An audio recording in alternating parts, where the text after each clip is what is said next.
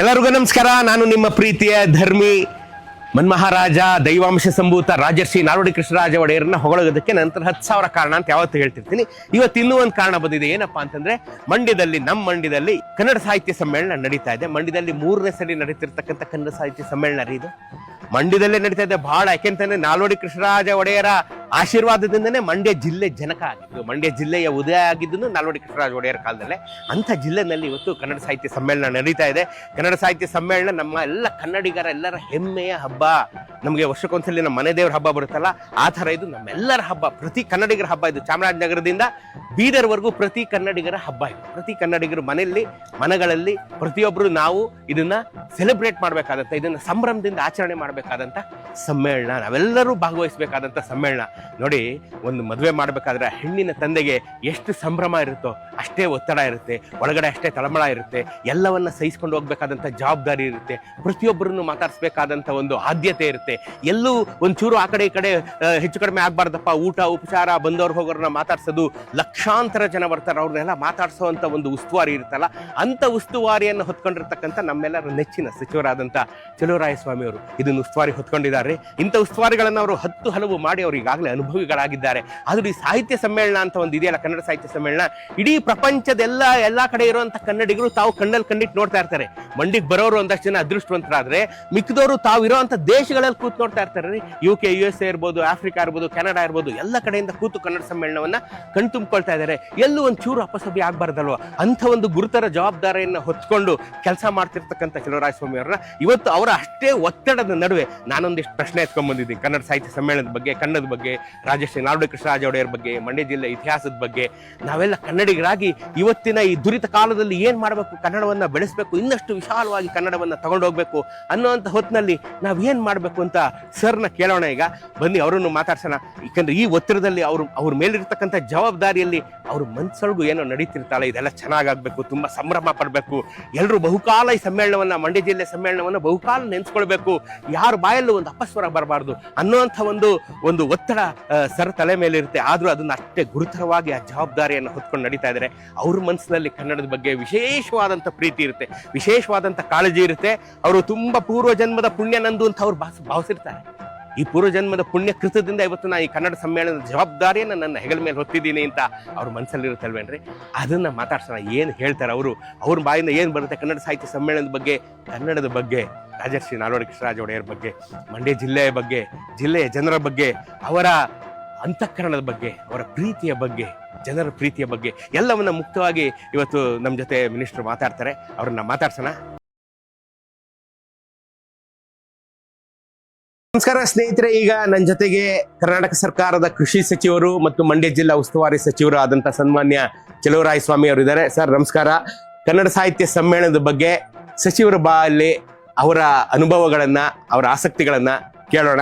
Sir ನಮಸ್ಕಾರ. ಕನ್ನಡ ಸಾಹಿತ್ಯ ಸಮ್ಮೇಳನ ಅಂದ ತಕ್ಷಣ ತಮಗೇನು ಜ್ಞಾಪಕ ಬರುತ್ತೆ? ಸರ್, ಇದು ಬಹುಶಃ ನಮ್ಮ ದೇಶದಲ್ಲಿ, ನಮ್ಮ ರಾಜ್ಯದಲ್ಲಿ ಕನ್ನಡ ಅಂದರೆ ಒಂದು ರೀತಿ ನಮ್ಮೆಲ್ರಿಗೂ ಸಂಚಲನ ಮೂಡುತ್ತೆ. ಸಾಹಿತ್ಯ ಪರಿಷತ್ತು ಅದು ಒಂದು ರೀತಿ ಕನ್ನಡದಕ್ಕೆ ಹೆಚ್ಚು ಶಕ್ತಿ ಕೊಟ್ಟಂಥದ್ದೇ ಕನ್ನಡ ಪರಿಷತ್ತು. ನಮ್ಮ ನಾಲ್ವಡಿ ಕೃಷ್ಣರಾಜ ಒಡೆಯರು 1915ರಲ್ಲೇ ಪರಿಷತ್ತನ್ನು ಪ್ರಾರಂಭ ಮಾಡ್ತಾರೆ. ಅದಕ್ಕೆ ಒಂದು ಇತಿಹಾಸ ಇದೆ, ಅದನ್ನು ಭಾಳ ತಿಳ್ಕೋಬೇಕಾಗತ್ತೆ. ನಾವು ಅಷ್ಟು ಸುಲಭವಾಗಿ ನಾವು ಮಾತನಾಡ್ತಕ್ಕಂಥದ್ದಲ್ಲ, ಅದ್ರ ಬಗ್ಗೆ ಭಾಳ ಓದಬೇಕಾಗತ್ತೆ, ಅದ್ರ ಬಗ್ಗೆ ತಿಳ್ಕೋಬೇಕಾಗತ್ತೆ, ಅದನ್ನು ನಾವು ನೋಡಿ ಅನುಭವಿಸ್ಬೇಕಾಗತ್ತೆ. ನಮ್ಮ ಚಾಮರಾಜಪೇಟೆನಲ್ಲಿ ಒಂದು ಭವನ ಇದೆ, ಸಾಹಿತ್ಯ ಪರಿಷತ್ತಿನ ಭವನ ಇದೆ. ನಾನು ಸಹ ಒಂದು 2-3 ಬಾರಿ ಹೋಗಿದ್ದೀನಿ. ಸೊ ಅಲ್ಲಿ ಹೋದರೆ ಒಂದು ರೀತಿ ನಮ್ಮ ಮನಸ್ಸಿಗೆ ಪರಿಣಾಮ ಬೇರೆ ಥರ ಬೀರುತ್ತೆ. ಸೊ 1915ರಲ್ಲಿ ಚಾಮರಾಜಪೇಟೆನಲ್ಲಿ ಸಾಹಿತ್ಯ ಪರಿಷತ್ತಿನ ಪ್ರಾರಂಭ ಮಾಡ್ತಾರೆ. ಒಂದು ಒಳ್ಳೆಯ ಭವನವನ್ನು ಆಗಿದೆ. ಸಾಧ್ಯವಾದರೆ ಈ ರಾಜ್ಯದ ಕನ್ನಡದ ಅಭಿಮಾನಿಗಳೆಲ್ಲರೂ ಒಂದು ಬಾರಿ ಅಲ್ಲಿ ಹೋಗಬೇಕು ಅಂತ ನನಗನ್ನಿಸ್ತದೆ. ಅಲ್ಲಿ ನೋಡಿದ್ರೆ ಎಲ್ಲ ಥರದ ಹಿರಿಯ ಸಾಹಿತಿಗಳು, ಸೊ ಸಾಧಕರು ನಾವು ಕಾಣುತ್ತೆ. ನಮಗೆ ಗೊತ್ತಿಲ್ಲದೆ ಇರೋರು, ಗೊತ್ತಿರೋರು ಎಲ್ಲರೂ, ನಮ್ಗೆ ಯಾರೋ 4 ಜನ ಗೊತ್ತಿರುತ್ತೆ, ಉಳಿದಂತೆಲ್ಲ ನೋಡೋಕ್ಕೆ ಅವಕಾಶ ಆಗುತ್ತೆ. ಒಂದು ಅದಾದಮೇಲೆ ನಾವು ಮೊದಲನೇ ಅಧ್ಯಕ್ಷರಾಗಿ HV ನಂಜುಂಡಯ್ಯನವ್ರನ್ನ ಪರಿಷತ್ತಿನ ಅಧ್ಯಕ್ಷರಾಗಿ ಆಯ್ಕೆ ಮಾಡ್ತಾರೆ. ಸೊ ಅವರು ಭಾಳ ಸಾಹಿತ್ಯ ಕ್ಷೇತ್ರದಲ್ಲಿ ತುಂಬ ತಿಳ್ಕೊಂಡಿರ್ತಕ್ಕಂಥವ್ರು. ಸೊ ಅದಾದ ನಂತರ ಭಾಳ ವರ್ಷದ ನಂತರ ಈ ಸಮ್ಮೇಳನ ಸ್ಟಾರ್ಟ್ ಆಗುತ್ತೆ. ಇದು ಮಂಡ್ಯದಲ್ಲಿ ನಮ್ಗೆ ಇವತ್ತು 87ನೇ ಸಮ್ಮೇಳನ, 87 ವರ್ಷದ ಹಿಂದೆ ಸಮ್ಮೇಳನ ಪ್ರಾರಂಭ ಆಗುತ್ತೆ. ಸೊ ನಾವಿವತ್ತು ಮಂಡ್ಯದಲ್ಲಿ ಬಂದಿದೆ ಅಂದರೆ ಇದು ಒಂದು ರೌಂಡ್ 31 ಜಿಲ್ಲೆನಲ್ಲೂ ಬರುತ್ತೆ, ಮತ್ತೆ ಆಮೇಲೆ ಮತ್ತೊಂದು ಸಾರಿ ಹೀಗೆ ನೋಡಿ. ನಮಗೆ ಕಾಕತಾಳ್ಯ 3ನೇ ಬಾರಿ ಥರ್ಡ್ ಟೈಮ್ ನಮ್ಗೆ ಸಿಕ್ಕಿರೋದು ಮಂಡ್ಯಕ್ಕೆ. 1974ರಲ್ಲಿ ಸಾಹಿತ್ಯ ಸಮ್ಮೇಳನ ಆಗುತ್ತೆ, ಅಖಿಲ ಭಾರತ ಸಾಹಿತ್ಯ ಸಮ್ಮೇಳನ ಆಗುತ್ತೆ. ಹಾಗೆ 2ನೇ ಬಾರಿ 1994ರಲ್ಲಿ ಆಗುತ್ತೆ. 94ರಲ್ಲಿ ನಾನು ಒಂದು ರೀತಿ ಅದೇನೋ ಕನಸ ಅನ್ನೋ ರೀತಿಯಲ್ಲಿ ಕಾಣುತ್ತೆ ನನಗೆ. ಅವಾಗ ನಾನು ಜಿಲ್ಲಾ ಪಂಚಾಯತಿ ಮೆಂಬರ್ ಆಗಿ ಜಸ್ಟ್ ಪೊಲಿಟಿಕಲ್ಗೆ ಫಸ್ಟ್ ಟೈಮ್ ನಾನು ಎಂಟ್ರಿ ಆಗಿದ್ದೆ. ನಾವೆಲ್ಲ ಪೊಲಿಟಿಕಲಿ 90ರಲ್ಲಿ ಸುಮ್ಮನೆ ಓಡಾಡ್ಕೊಂಡಿದ್ದು. 94ರ ಚುನಾವಣೆಯಲ್ಲಿ ನಾವು ಸಕ್ರಿಯವಾಗಿ ತೊಡಗಿಸ್ಕೊಂಡು 94ರಲ್ಲೇ ಜಿಲ್ಲಾ ಪಂಚಾಯತ್ ಚುನಾವಣೆ ಬಂತು. ಅವಾಗ ನಮ್ಮ ಜನತಾದಳದ ಸರ್ಕಾರ ಇತ್ತು. ಹಿಂದೆ ನಾನು ಜನತಾದಳದಲ್ಲಿದ್ದೆ, ಇವತ್ತು ನಾನು ಕಾಂಗ್ರೆಸ್ಸಲ್ಲಿ ಇದ್ದೀನಿ. ಸೊ ಆ ಜನತಾದಳದಲ್ಲಿ ಇದ್ದಾಗ ನಾನು ZP ಮೆಂಬರ್ ಇದ್ದೆ. ಅವತ್ತು ಮಾದೇಗೌಡರು, SM ಕೃಷ್ಣ ಅವರು ಇವರೆಲ್ಲ ನೇತೃತ್ವದಲ್ಲಿ ಒಂದು ಸಾಹಿತ್ಯ ಸಮ್ಮೇಳನ ಆಗುತ್ತೆ 94ರಲ್ಲಿ. ಸರ್ವಂ ಕ್ರೀಡಾಂಗಣ, ನಮ್ಮ ಕ್ರೀಡಾಂಗಣದ ಮೈದಾನದಲ್ಲಿ ಭಾಳ ಯಶಸ್ವಿಯಾಗಿ ಮಾಡ್ತಾರೆ. ಅವತ್ತಿನ ಕಾಲಕ್ಕೆ ಅದು ದೊಡ್ಡ ಕಾರ್ಯಕ್ರಮನೇ. ಇವತ್ತು ಅದಾದ 30 ವರ್ಷಕ್ಕೆ ಮತ್ತೆಗೇನು 2024ಕ್ಕೆ ಈಗ ನಾನು ಉಸ್ತುವಾರಿ ಸಚಿವನಾಗಿ, ಕೃಷಿ ಸಚಿವನಾಗಿರುವಂಥ ಈ ಒಂದು ಸಂದರ್ಭದಲ್ಲಿ ಸಾಹಿತ್ಯ ಸಮ್ಮೇಳನ ಸಿಕ್ಕಿರ್ತಕ್ಕಂಥದ್ದು ನನಗೆ ಒಂದು ರೀತಿ ಸಂತೋಷ, ಒಂದು ಹೆಮ್ಮೆ. ಬಹುಶಃ ಅವತ್ತಿಗೂ ಇವತ್ತಿಗೂ ನಾವು ನೋಡಿದಾಗ ಇವತ್ತು ಭಾಳ ಸಾಹಿತ್ಯ ಕ್ಷೇತ್ರದಲ್ಲಿ ನಮ್ಮ ರಾಜ್ಯದ ದಾಪುಗಾಲು ಈ ನಮ್ಮ ಕುವೆಂಪು ದೇಶದ ಆದ್ಯಂತ, ಪ್ರಪಂಚಾದ್ಯಂತ ಅವರು ಹೆಸರನ್ನ ಗಳಿಸಿದಂಥವ್ರು.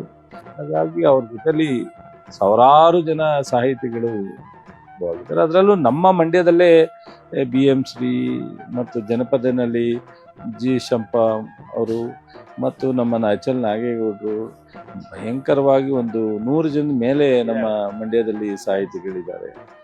ಹಾಗಾಗಿ ಇವತ್ತು ನಮಗೊಂದು ಅವಕಾಶ ಸಿಕ್ಕಿದೆ. ನಾವು ಅದನ್ನು ಭಾಳ ಯಶಸ್ವಿಯಾಗಿ ಮಾಡಬೇಕು ಅಂತೇಳಿ ನಮ್ಮ ಮುಖ್ಯಮಂತ್ರಿಗಳಂತ ಸಿದ್ದರಾಮಯ್ಯನವರು, ಉಪಮುಖ್ಯಮಂತ್ರಿಗಳಂತ DK ಶಿವಕುಮಾರ್ ಅವರು ಸಂಪೂರ್ಣವಾಗಿ ನಾವು ಏನು ಹೇಳಿದ್ರು ಅದನ್ನು ಮಾಡಿ ಅನ್ನೋ ಒಂದು ಪ್ರೋತ್ಸಾಹನ ಕೊಡ್ತಾ ಇದ್ದಾರೆ. ಹಾಗೆ ಸಾಹಿತ್ಯ ಪರಿಷತ್ತಿನ ಅಧ್ಯಕ್ಷರು ಡಾಕ್ಟರ್ ನಾಡೋಜ್ ಜೋಶಿ ಅವರು ಅಧ್ಯಕ್ಷರಿದ್ದಾರೆ. ಅವ್ರು ನನಗೆ 30 ವರ್ಷದಿಂದನೂ ಪರಿಚಯ ಇರ್ತಕ್ಕಂಥದ್ದು. ಹಾಗಾಗಿ ಅವರ ಹೊಂದಾಣಿಕೆ ವಿಶೇಷವಾಗಿ ಯಾವುದೇ ಥರದ ವ್ಯತ್ಯಾಸ ಇಲ್ಲದಲೇ ಈ ಸಮಾರಂಭವನ್ನು ಯಶಸ್ವಿ ಮಾಡಲಿಕ್ಕೆ ಅನುಕೂಲ ಆಗ್ತಾ ಇದೆ. ಅದೇ ರೀತಿ ನಮ್ಮ ಜಿಲ್ಲಾಧಿಕಾರಿಗಳು ತುಂಬ ಆಕ್ಟಿವ್ ಆಗಿದ್ದಾರೆ, ಏನು ಜವಾಬ್ದಾರಿ ಕೊಟ್ಟರು ಮಾಡೋವಂಥವ್ರು. ಹಾಗೆ ನಮ್ಮೆಲ್ಲ ಶಾಸಕರು ಮತ್ತು ಮಾಜಿ ಶಾಸಕರುಗಳು ನಾವು ಪಕ್ಷಾತೀತವಾಗಿ, ಅಲ್ಲಿ ಹೆಚ್ಚು BJP, ಜನತಾದಳ, ಕಾಂಗ್ರೆಸ್ 3 ಇದ್ರೂ ಜನತಾದಳ, ಕಾಂಗ್ರೆಸ್ ಹೆಚ್ಚಿದೆ, BJPನೂ ಇದೆ. ಹಾಗಾಗಿ ಎಲ್ಲರೂ ಒಟ್ಟಿಗೆ ಸೇರಿ ಅಲ್ಲಿಯ ಸಾಹಿತ್ಯ ಪರಿಷತ್ತು, ಜಿಲ್ಲಾ ಮಟ್ಟದ ಸಾಹಿತ್ಯ ಪರಿಷತ್ತು, ಅಲ್ಲಿ ನಮ್ಮ ಹಿರಿಯ ಸಾಹಿತಿಗಳಿದ್ದಾರೆ. ಸೊ ನಮ್ಮ ಕೃಷ್ಣೇಗೌಡರು ಇದ್ದಾರೆ, ಜಯಪ್ರಕಾಶ್ ಗೌಡ್ರು ಇದ್ದಾರೆ, ಮುದ್ದೇಗೌಡರು ಇದ್ದಾರೆ, ಈ ಥರ ಭಾಳಷ್ಟು ಜನ ಇದ್ದಾರೆ. ಸೊ ಇವರೆಲ್ಲ ಬಹುಶಃ ಒಟ್ಟು ಈ ಸಮ್ಮೇಳನವನ್ನು ನಾವು ಇಲ್ಲಿಗಂಟ ನಡೆದಂಥ ಸಮ್ಮೇಳನಕ್ಕೆ ಒಂದು ವಿಭಿನ್ನವಾಗಿರಬೇಕು, ಬಟ್ ಸಕ್ಸಸ್ಫುಲ್ ಆಗಬೇಕು. ಇಡೀ ನಾಡಿನ ಕನ್ನಡಿಗರಷ್ಟೇ ಅಲ್ಲ, ಹೊರಗಡೆ ಇರ್ತಕ್ಕಂಥ ಕನ್ನಡಿಗರು, ದೇಶದಿಂದ ಜಗತ್ತಿನಾದ್ಯಂತ ಇರ್ತಕ್ಕಂಥ ಕನ್ನಡ ಸಂಘಟನೆಗಳು ಇಲ್ಲಿ ಭಾಗವಹಿಸಬೇಕು ಅನ್ನೋದು ನಮ್ಮೆಲ್ಲರ ಒಂದು ಬಯಕೆ. ಅಮೇರಿಕಾ, ಲಂಡನ್ನು, ದುಬೈ, ಈ ಥರದ ಅನೇಕ ದೇಶಗಳಲ್ಲಿ ಇದ್ದಾರೆ. ಅವರೆಲ್ಲರೂ ಭಾಗವಹಿಸಬೇಕು ಅನ್ನೋದು ನಮ್ಮೆಲ್ಲರ ಬಯಕೆ ಇದೆ. ಅವ್ರಿಗೆಲ್ರಿಗೂ ನಾವು ಇನ್ವಿಟೇಷನ್ ಕಳಿಸಿದ್ದೀವಿ. ಜೋಶಿಯವರು ಆ ನಿಟ್ಟಿನಲ್ಲಿ ಸಾಕಷ್ಟು ಕಡೆ ಹೋಗಿ ಮಾತನಾಡಿದ್ದಾರೆ. ನನಗೂ ಪರಿಚಯ ಇರೋ ಕಡೆ ಎಲ್ರಿಗೂ ಹೇಳಿದ್ದೀವಿ. ಬಟ್ ಮಾಧ್ಯಮದಲ್ಲಿ ನಾವು ಕರಿತಕ್ಕಂಥದ್ದು ಒಂದು ಕಡೆ ಆದರೆ ವಾಲಂಟ್ರಿಯಾಗಿ ಇದಕ್ಕೆ ಬರಬೇಕು ಅನ್ನೋದು ನಾವು ಯಾಕೆಂದರೆ ಇದು ಯಾವುದೋ ಪಕ್ಷದ್ದೋ ಅಥವಾ ವೈಯಕ್ತಿಕವಾದ ಸಮಾರಂಭ ಅಲ್ಲ, ಸರ್ಕಾರದಲ್ಲ, ಇದು ಕನ್ನಡದ್ದು, ಪ್ರತಿಯೊಬ್ಬರದ್ದು ಸಮಾರಂಭ.